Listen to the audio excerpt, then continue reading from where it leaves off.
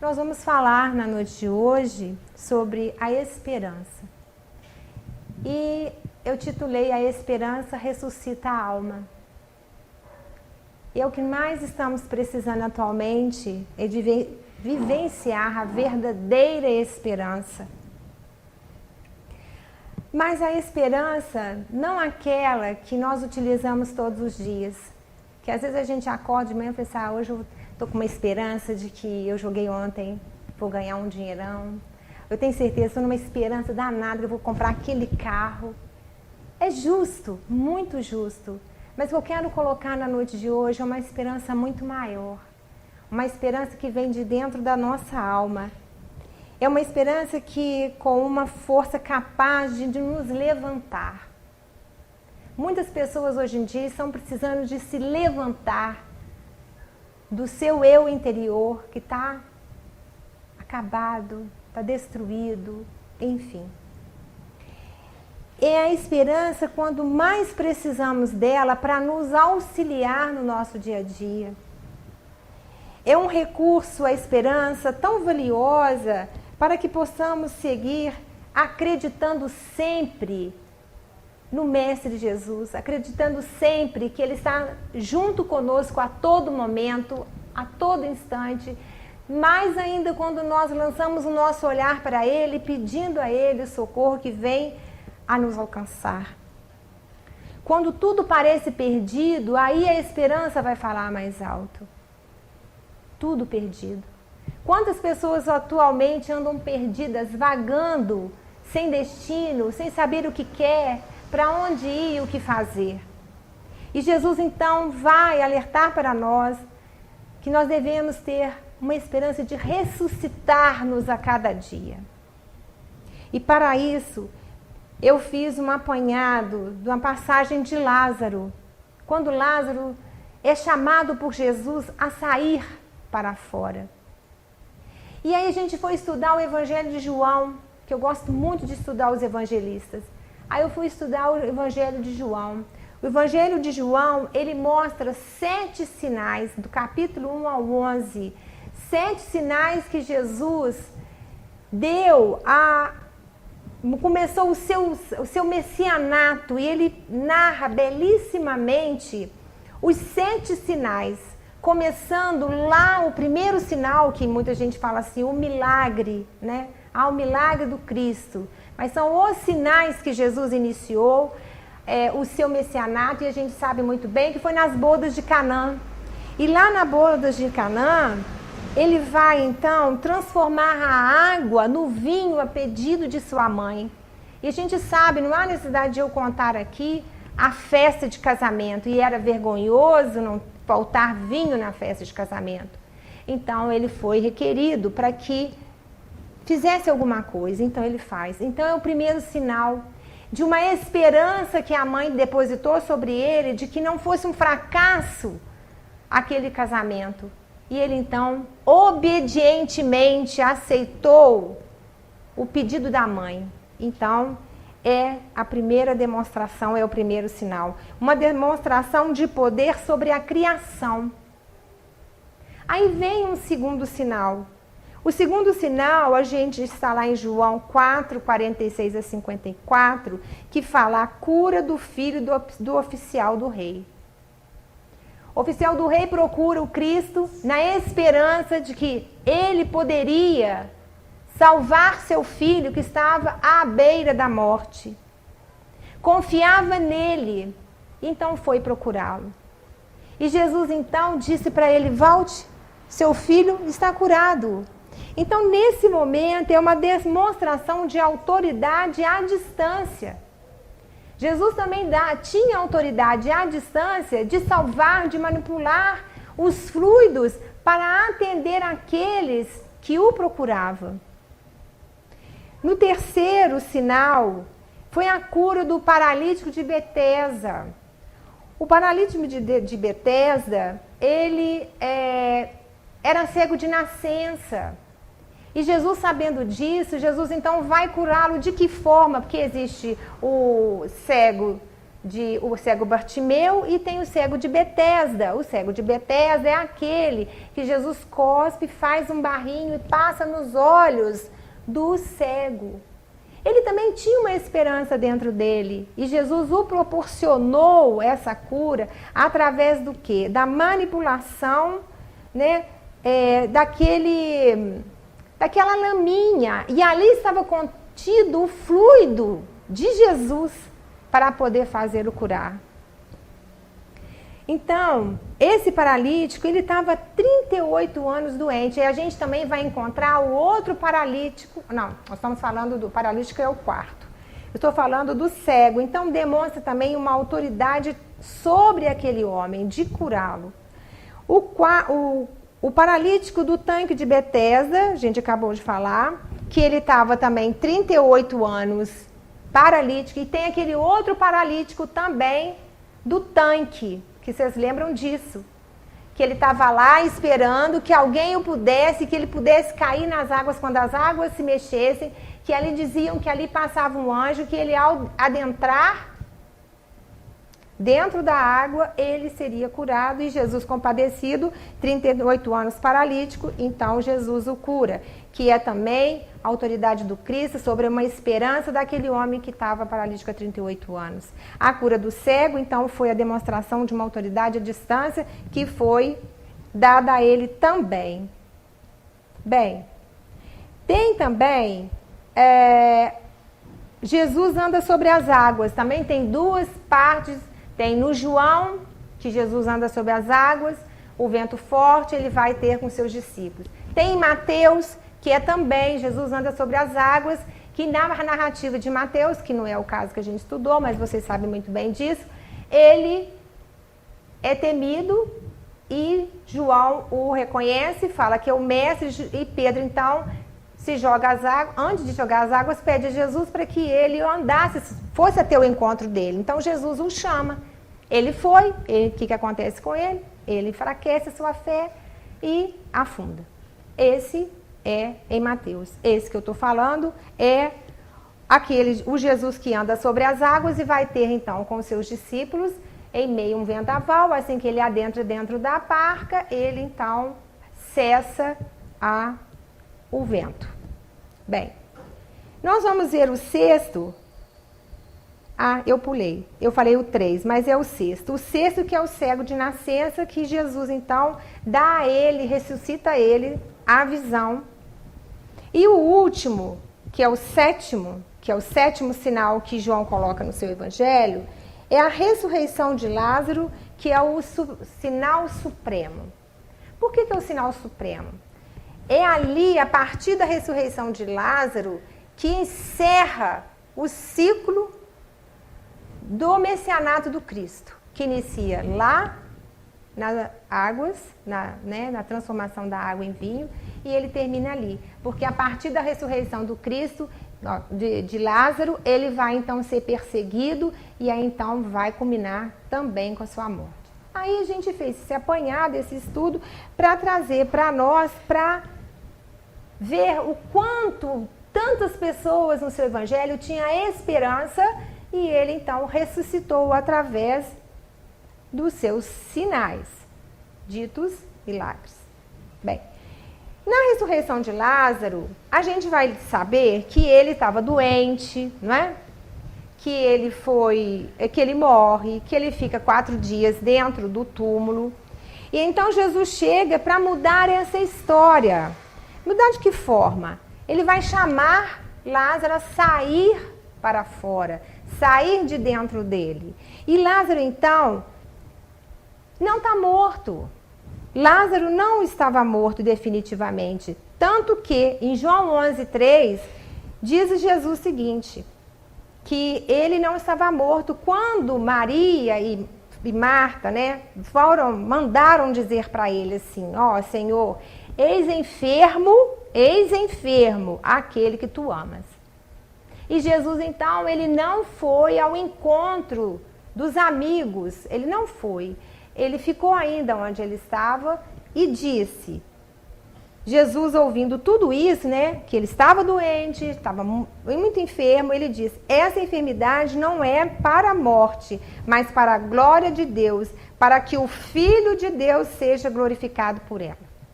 Então, é através da ressurreição de Lázaro que Jesus vai se glorificar e mostrar a todos o seu último sinal e que verdadeiramente ele era o Filho de Deus, que muitos ainda duvidavam. E Lázaro, então, não estava morto definitivamente, disse Jesus. Lázaro, o nosso amigo, dorme, mas vou despertá-lo do sono. Então, Jesus disse que ele dormia. Ele não estava morto. E queria lá despertá-lo do sono. Mas ainda continuou 2 dias na cidade para depois ir para a Judéia, para poder estar na casa de Marta e Maria.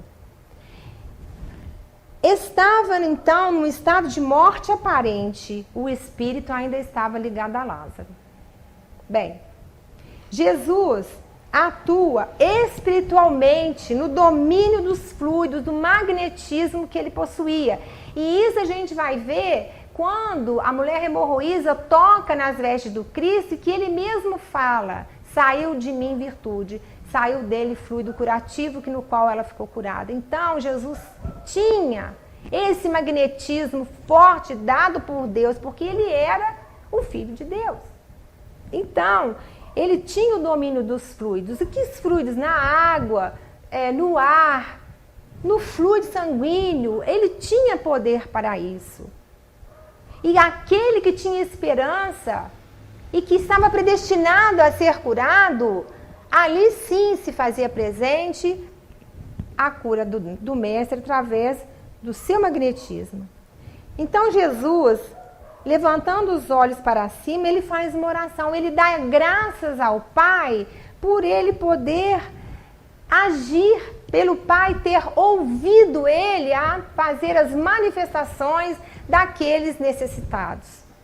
Bem, essa energia espiritual é a essência do nosso ser como uma energia pura que controla e conecta a nossa mente, nosso corpo e o nosso espírito.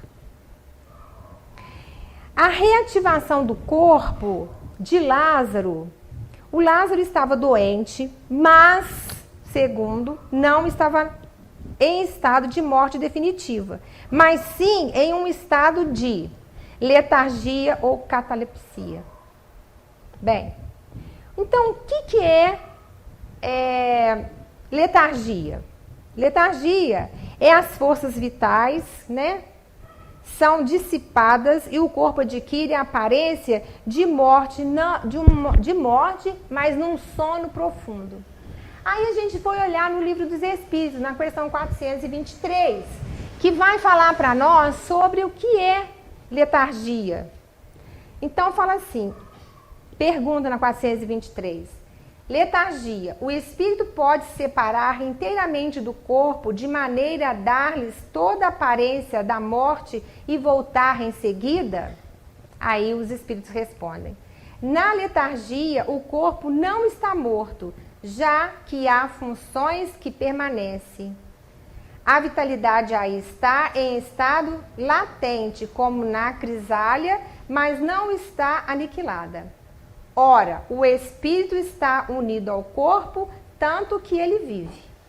Quando um homem que tem as aparências da morte retorna à vida, é porque a morte não havia sido completada. Então, o Livro dos Espíritos mostra para nós o que seria a letargia. Bem, mas será que Lázaro estava em letargia ou catalepsia? Então, vamos ver. A catalepsia é uma condição neurológica caracterizada por rigidez muscular prolongada e imobilidade, diminuição de respostas e estímulos externos e redução da sensibilidade da dor, ou seja, suspensão das forças vitais. Mas ele não está morto. Ele está ainda com o magnetismo. Ele ainda tem fluido vivo, mas só que ele está todo rígido. Bem, o que chamamos de milagre ou sinais, que Maria fala que é milagre, são leis que ainda nós não compreendemos. As leis de Deus que são imutáveis. Aí a gente procurou ver e tem uma história de catalepsia, que eu fiquei assim admirada e eu não sabia dessa história, da dona Ivone de Amaral Pereira. Ela, quando nasceu, ela nasceu em 1900 e faleceu, veio desencarnar, né, em 1984. E tem uma narrativa que diz o seguinte, que aos 29 dias de nascida, ela sofreu um grave acesso de tosse. Uma bebezinha que tossiu, e que a levou a um estado de catalepsia. Na época, em 1900, gente, né? Ninguém sabia direito o que a criança estava tendo. Então, ela teve uma morte aparente que durou 6 horas. E foi dado um laudo, o médico deu um laudo, um atestado, na época falava atestado, não falava laudo, um atestado de óbito por sufocação. Ele deu um atestado, ela sufocou, estava morta. Narra que a mãe dela não aceitou, a mãe dela olhava e falava, não, ela não está morta, ela não está morta. E aí a mãe, em oração, com as mãos sobre o corpinho da filha, sentiu que ela estava viva. E então ela vai fazer uma prece fervorosa a Maria Santíssima. A Maria Santíssima, que devolvesse a filha para ela, prometendo dedicá-la à fé, e após 6 horas a criança acordou em pranto. Então, uma força da oração de uma mãe, e pedindo uma intercessão à mãe de Jesus, e essa criança que não estava morta, porque a gente sabe que quando a gente morre, há um rompimento do cordão de prata, isso. Então, quando há esse corte, não é morte mesmo. Bem, aí a criança acorda em prantos e a mãe diz que sobre a mãozinha no corpinho dela, ela volta então chorando e a mãe diz que ela teria uma missão. Então, imaginem se a mãe, com aquela força da oração, e também, lógico, né, a espiritualidade envolvendo aquela situação, porque Dona Ivone do Amaral teria uma missão muito grande de uma médium exemplar. Se perderia, então, ela tinha que estar. Então, foi uma historinha que eu, gente, ouvi e fui pesquisar, eu ouvi do... eu esqueci o nome daquele menino, depois eu lembro. Um rapaz que faz palestra muito bem. Valadares? Arthur Valadares. Não veio o Arthur, mas veio o Valadares. O Arthur Valadares. Então eu falei, gente, que bacana, né? Então, estamos no caminho certo do nosso estudo. Bem, o que Lázaro teve, se foi catalepsia ou se foi a letargia, ele estava morto. Bem, o que vai nos dar isso tudo numa grande mensagem? Uma grande mensagem. A grande mensagem é que a vida continua, não é? A vida continua. A morte não existe, não é? Como fim. A morte do corpo é o fim, mas a morte do meu espírito, o nosso espírito, ele alça voo, não é? Então, nisso tudo, quem que está no controle? Deus.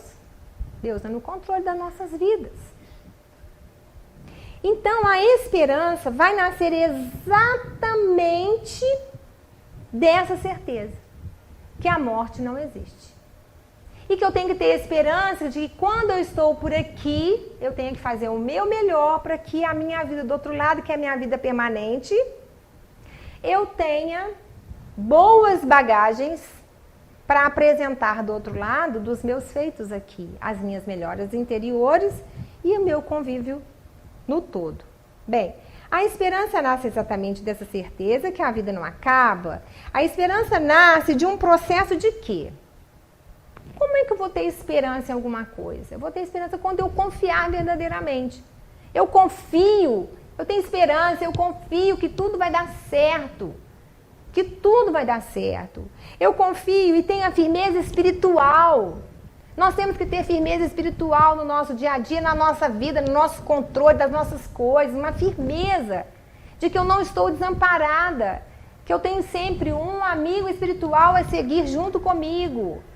Se não tem um, tem dois, tem três, mas vai depender do quê? De com quem eu estou vinculado, com que pensamento permeia, que atitudes eu tenho. Temos que ter confiança, temos que ter firmeza espiritual, temos que superar as nossas adversidades, temos que ter muita fé em Cristo, Jesus, todo tempo, fé que nos agaria a caminhar. A vida continua. A imortalidade da alma. Fala aí, a vida continua. Tem um livro, né? E tem um filme também da Vida Continua. Tá? Parece que foi lançado em 2012. Vale a pena. Bem, Lázaro somos nós? Será que nós somos Lázaro? Será que nós estamos no estado de catalepsia ou de letargia? Como será que nós estamos? Isso faz para mim. Como é que eu estou? Em que estado somos nós? Bem, quantas vezes nós também estamos como Lázaro? Amarrados, né? Amarrados, presos, parados no tempo, dormindo na época. Presos em quê? Em que a gente pode estar preso hoje? Numa tristeza. Ah, me aconteceu uma coisa, eu estou muito triste, eu estou presa naquilo. Nas doenças, aí é difícil, não é? Bate a doença, não está esperando, aí de repente você fica preso naquilo. No desânimo, no desamor. Mas, entretanto, a gente tem que ver o seguinte: tudo isso que acontece conosco é para mexer com a gente. A gente não deve perguntar por que eu estou vivendo essa doença? Por que fulano fez isso comigo lá no meu trabalho? Por que eu gosto tanto dos meus pais e eu, de repente, eu me desentendo com eles? Nós não temos que perguntar por quê, nós temos que perguntar para quê? Para que eu estou vivendo tudo isso? Para que eu não estou me entendendo com aquela pessoa? Porque tem uma razão por trás daquilo. Tem e existe uma razão. Então, enterrados em preocupações, vivemos todos nós. Enterrados sem forças para levantar, para reagir. Por fora, estamos vivos. Quem nos olha, não estou falando de vocês não, tá, pessoal? É no contexto geral da humanidade. Quem olha, fala, ó, tá vivo. Achando que viver é viver nas baladas, é viver nos barzinhos, é viver no oba-oba. Ah, tá vivo, fulano tá vivo. Será que tá vivo? Será que tá vivo? Por fora vivo, mas por dentro cansados e mortos. Túmulos caiados por fora, mortos por dentro. De aparências, mas não de realização. Existem muitas almas vivas vivendo como estivessem mortas. E aí vem o chamado do Cristo. O chamado do Cristo é o seguinte: e então a voz de Jesus ecoa. Lázaro, vem para fora. Ecoa para nós. Jesus ecoa em nosso coração. Vem para fora, Rose. Vem para fora. Qual é a minha ou a nossa dores, preocupações, tristezas?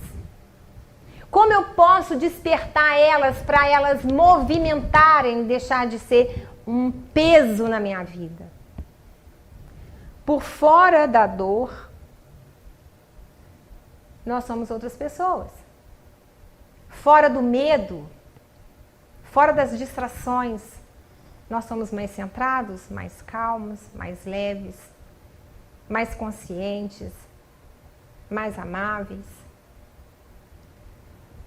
Esse chamado ecoa já há milênios, desde aquela época. Jesus vem chamando por nós. E sendo esse a última vez que ele vai chamar.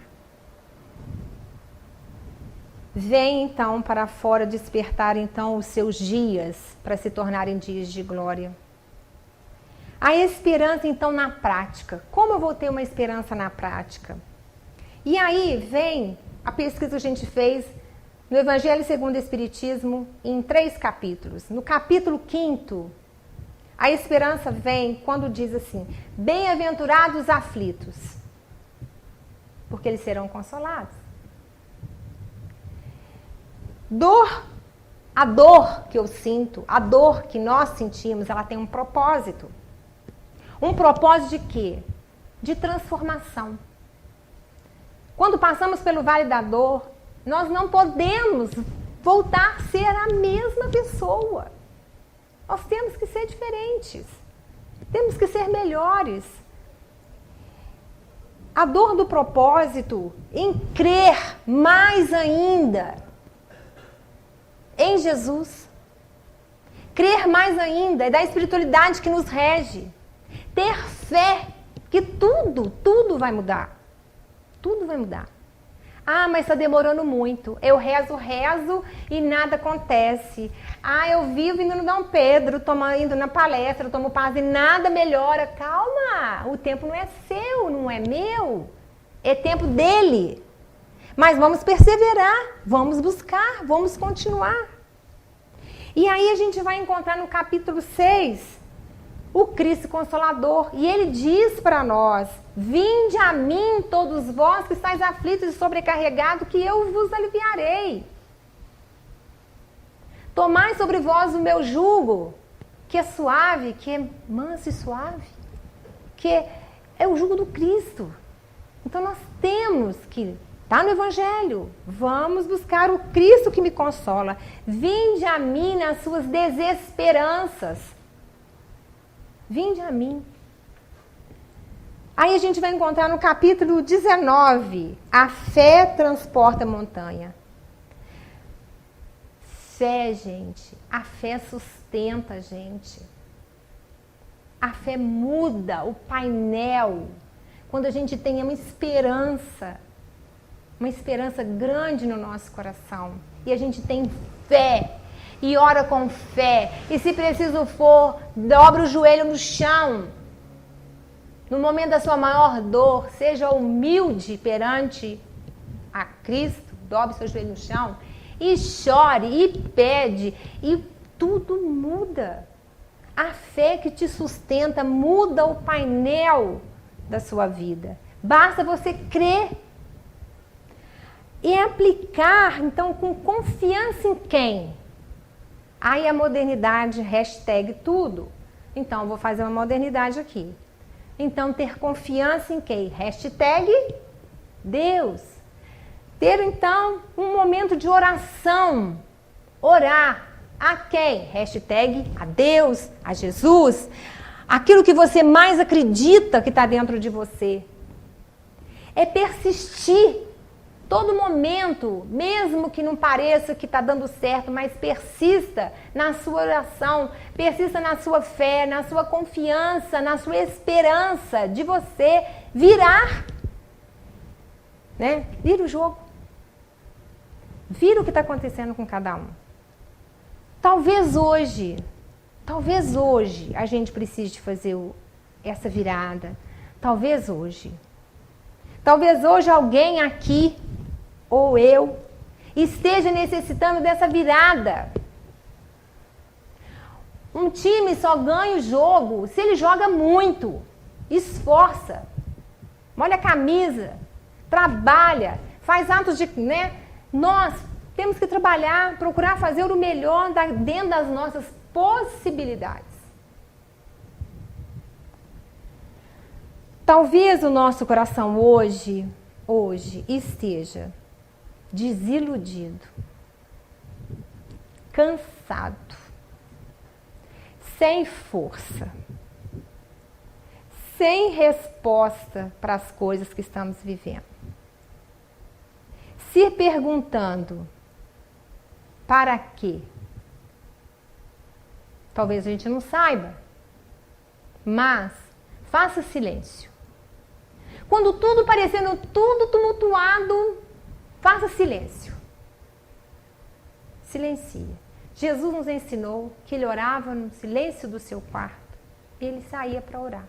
Ele subiu ao monte muitas das vezes para poder orar ao Pai, para que fortalecesse ele para os enfrentamentos que viriam. Existe um olhar acolhedor. Nós não temos olhar acolhedor para os nossos pequenininhos quando chega, todo machucado, caiu, machucou o joelho. O que a gente faz? Acolhe, né?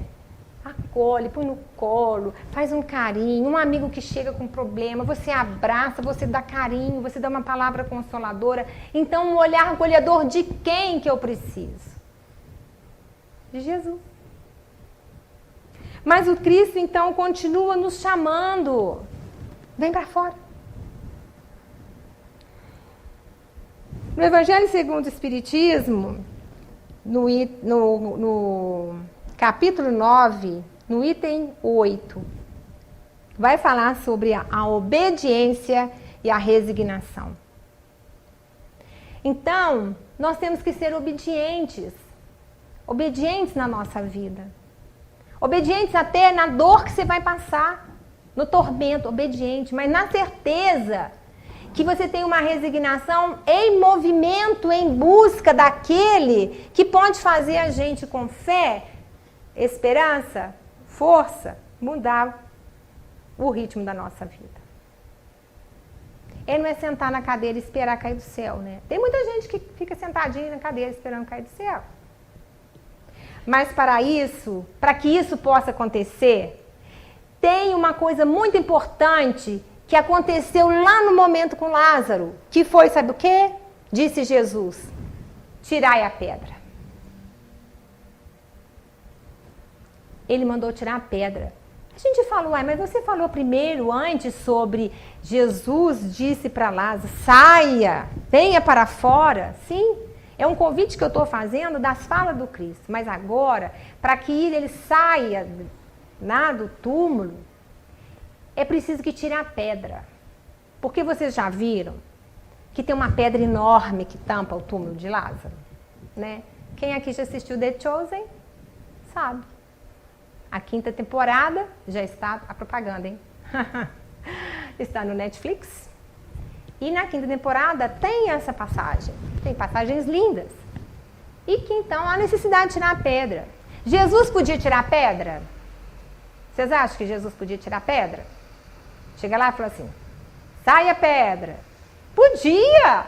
Lógico! Claro que ele podia tirar aquela pedra dali, por mais pesada que fosse. Ele ia falar assim, estenderia a mão, Pai, tá a pedra, Mas não, ele não quer tirar a pedra, não. Ele quer que você tire, que eu tire, que nós tiremos a pedra de lá. E a pedra não é leve. E quem disse que nós estamos aqui a passeio? Não estamos a passeio. Não estamos. Então, ele vai falar. Está lá em João 11, 39. Tirai a pedra. Tirar então, pois, a pedra. Ele deve ter falado. Parece que ele fala com os discípulos, eu não me lembro. E que eles foram, força, tirar a pedra. Mas o que é essa pedra para nós atualmente? Tirar a pedra no contexto atual, né? Aquela pedra no contexto atual, e metaforicamente baseado na passagem narrada por João, na ressurreição de Lázaro, significa que... O que significa essa pedra para nós? Tomar a iniciativa pessoal de eliminar os obstáculos que me impedem a seguir o Cristo. Obstáculos que me impedem de ser uma pessoa melhor e etc. Como? O que está me impedindo? E que nos impede? O nosso progresso. Gente, nós temos que progredir, nós temos que ser pessoas melhores. Nós não podemos ser a mesma pessoa. Eu tô com 68 anos e eu venho lutando para ser melhor. E olha que o trem não é fácil, é difícil. Ser melhor está no progresso, né? Nossa transformação moral e espiritual é a pedra que eu tenho que tirar. O nosso crescimento espiritual, a paz que a gente vive perdendo ela a todo momento, é uma pedra no meu caminho, porque toda hora eu perco a minha paz. Eu ponho alguma coisa que me atrapalha. A felicidade. Nós necessitamos de ser felizes. É lógico. Isso aí é graça que temos que ter. Ser feliz, mas ser feliz plenamente. Nossa felicidade é estar no agir com Deus nas leis divinas. Quando nós aprendemos a trilhar o caminho dele, tudo vai ser melhor, vai ser mais fácil. Então, o que a gente tem que fazer? Parar de ter medo. A gente tem medo. A gente tem que enfrentar as nossas paralisias. Nós somos todos paralisados. Enfrentar a paralisia emocional. Muita gente está preso na paralisia emocional. Não é? Então vamos buscar ajuda. As casas espíritas estão aí para ajudar aquelas pessoas que se sentem com a paralisia emocional, que está tudo travado. Vamos ouvir uma palestra, vamos estudar, vamos tomar passe, vamos para um terapeuta, vamos para um médico. Há necessidade disso tudo para a gente poder tirar essa pedra de nós.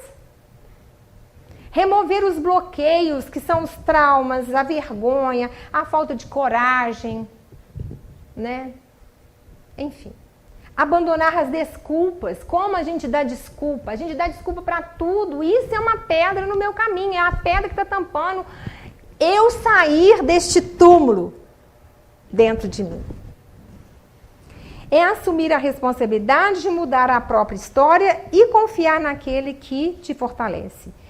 E lembrar que temos que perdoar e perdoar sempre. Porque Jesus mandou a gente perdoar. Ele foi inquirido. Quantas vezes eu tenho que perdoar, mestre? 70 vezes, 7 vezes? É infinitamente?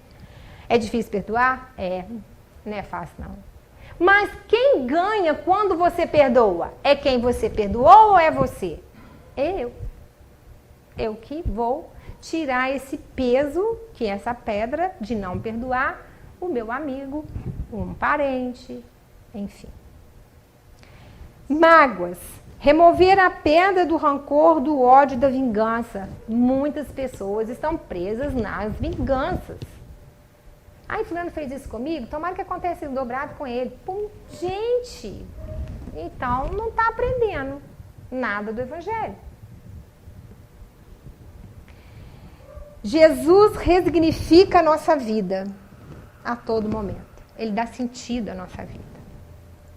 Vamos abandonar os nossos vícios, orgulhos, pensamentos que limitam. Tirar a pedra, vou começar a acelerar, tá, pessoal? Tirar a pedra é a ordem em nós, é agir, mesmo que pareça difícil, para abrir espaço para o novo. Então, o que era abrir espaço para o novo? É deixar o homem velho, não é?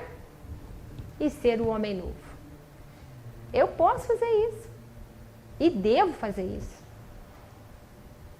Quem tira a pedra? A gente já falou. Não é o Renato que vai tirar a pedra para mim. Nem meu marido. Sou eu.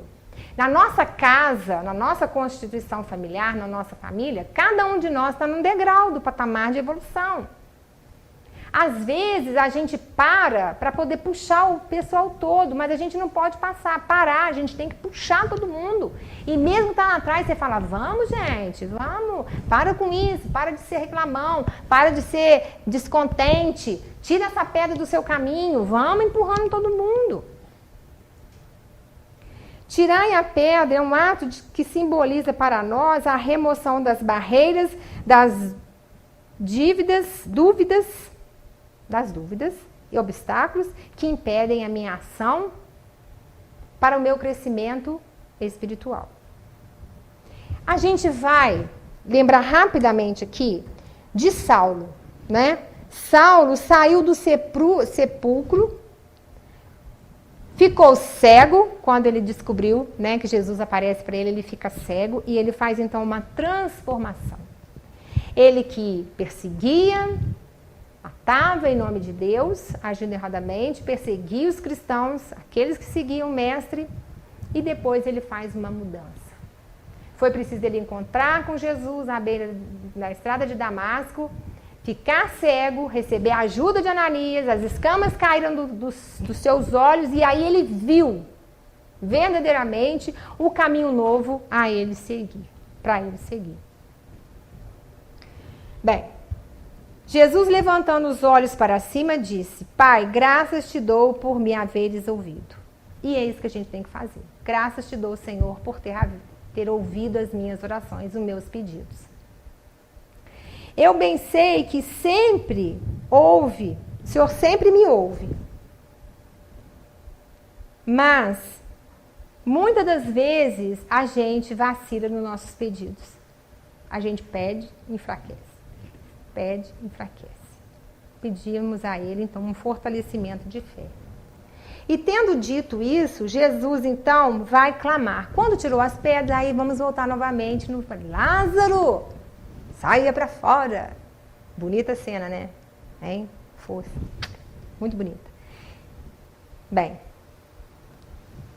E o que fora defunto saiu tendo as mãos e os pés ligados com faixas e um véu na sua cabeça. Ele saiu endatado. Então, às vezes, nós costumamos sair do nosso sepulcro interno ainda cheio de amarras, ligados, presos. Tirai a faixa, ele disse, desata-o, que ele vai voltar a viver, a caminhar. E voltou, então, aí, né, a gente sabe que depois disso ele foi muito perseguido, né? Porque perseguido, nós sabemos muito bem que quando você está num movimento religioso, às vezes, se a gente não tiver um equilíbrio, uma fé concreta, a gente é perseguido. Mas vai de novo lá no centro, mas vai de novo, parece beato, né? Assim que as pessoas fazem com a gente. Mas já vai em tal lugar, você já vai em outro lugar, você vai de novo lá. Mas é o seu bem-estar, não é? E nós? Ligados com uma faixa, ligado com faixas, sentindo pés e mãos atadas, e o véu no nosso rosto, fazendo-nos cegos. O que devemos fazer? Aí nós devemos fazer. É permitir a ajuda daquele que estende a mão a nos ajudar, mas depende de nós aceitarmos. Quantas vezes nós estamos numa miséria, alguém vem e fala assim, eu vou te ajudar, vou te levar. Aguinha fluida para você tomar, para você melhorar. Vou colocar seu nome na oração, lá no centro. Você orgulhosamente, não precisa não é assim, as pessoas fazem isso com a gente? Não. Então, não está buscando, não está permitindo. Então, que possamos ouvir hoje e sempre a voz de Jesus a nos chamar. E ouvir Jesus, gente, no nosso coração, é deixar Ele fazer morada. É deixar Ele fazer morada. É encontrar força para recomeçar. Muitos de vocês aqui já tiveram que recomeçar um monte de vezes, né? Muitas vezes. Recomeçar. Esperança para prosseguir e fé a nos guiar. E oração para nos nortear. Esse é o caminho. Ouvir Jesus, encontrar força, ter esperança, ter fé e oração que norteia. A oração nos norteia a todo momento. Na hora da dor, na alegria também. Jesus disse, vinde a mim, para que tenham vida e vida em abundância. Eu quero ter vida em abundância, então eu vou estar com Ele. Eu vou seguir Ele, fervorosamente. Caminhando então para o fim. E aí, nós vamos pedir a Ele, na noite de hoje. Dai-me força, Senhor. Porque nós precisamos de força. Vou citar uma doença. Quando uma doença bate na sua porta que você não espera, você tem vários caminhos de aceitação ou de revolta. Você tem o poder de aceitar tratamento ou não aceitar tratamento. De orar ou não orar. Bem, mas se você tem uma esperança de que aquilo que está batendo na tua porta pode ser diferente e você confia na diferença através do quê? Dai-me força, Senhor. Dai-me força, Senhor, é uma oração de entrega. A gente se entrega. Então, eu vou me entregar. Para superar dificuldades, pedindo coragem e sabedoria. Que eu tenha coragem de enfrentar. Mas sabedoria de como enfrentar. E também orar ao Pai, dai-me forças, mas também dai-me esperança, Senhor. Porque sem esperança eu não vou sair de lugar nenhum. E pedir a esperança a Jesus é pedir uma força regeneradora que levanta o nosso coração nos momentos mais difíceis, que fortalece a fé em nós, que traz para nós a paz para enfrentarmos aquelas dificuldades que a vida vai nos colocar, seja ela qual for. Pedir então a Deus que Ele nos dê força. Dai-me forças, então dai-me fé. Dai-me fé, Senhor. Dai-me fé. É reconhecer que Deus é a fonte de toda confiança, é a esperança que ressuscita a alma. É a esperança que ressuscita a alma. Não tem outro caminho. E essa esperança que ressuscita a alma é a confiança de que venceremos. Seja qual pedra que eu tenho que tirar no meu caminho, eu vou vencer. Eu vou ter confiança. É a voz de Deus em nós, porque Ele fala no nosso coração. Mas como às vezes nós somos surdos e prepotentes, a gente não ouve o que Ele está falando conosco. É nos chamando de volta à vida. Jesus nos chama de volta à vida a todo momento. A todo momento. E muitas das vezes a gente deixa passar as oportunidades. É nos fortalecendo na fé. Preciso de me fortalecer na fé. E como eu vou me fortalecer na fé? É fazendo o que a gente está fazendo. É buscando um cadinho de palavra consoladora, um estudo, uma prece em casa, o culto no lar, a importância da oração em família. Aos pensamentos positivos que são geradores de bonanças para nós. Palavras edificadoras. Jesus nos chama de volta à vida. E a esperança ressuscita a nossa alma. E a nossa alma, ela é eterna. Mesmo que hoje, passando pelo vale da dor, pelo vale da tormenta, eu consiga a benesse do Cristo de me curar. Eu sei que eu vou ter que voltar. Porque a cura, como tantos outros do seu santo evangelho, tiveram a cura, mas foi a cura daquele problema. Mas virão outros, porque o nosso destino não é estar aqui na terra. O nosso destino é o plano espiritual. E nós não fomos preparados durante o nosso crescer de infância até a eternidade, de que um dia nós vamos morrer. E quando paira sobre nós o peso de que eu estou para partir, sendo que a gente parte todos os dias. Todos os dias a gente parte. Todos os dias a gente envelhece. E cada dia a gente está com um negocinho diferente. E esse negocinho diferente está caminhando para que a gente vá para o outro lado. Aí a gente desespera. Então, nos preparemos. Enchemos as nossas malas de coisas boas, de tiradas de pedras, de aceitação de saia para fora, de confiança, de para que cheguemos do outro lado, possamos olhar para cá e ver assim, eu fiz alguma coisa. Nossa, eu não fiz nada. Está na minha mão, está nas nossas mãos.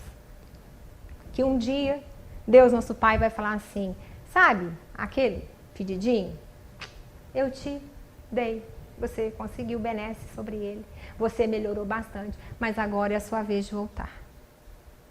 Então, tenhamos todo esperança que vai ressuscitar a nossa alma. E ressuscitar a nossa alma é viver melhor, cada dia melhor, para que a gente viva melhor do outro lado.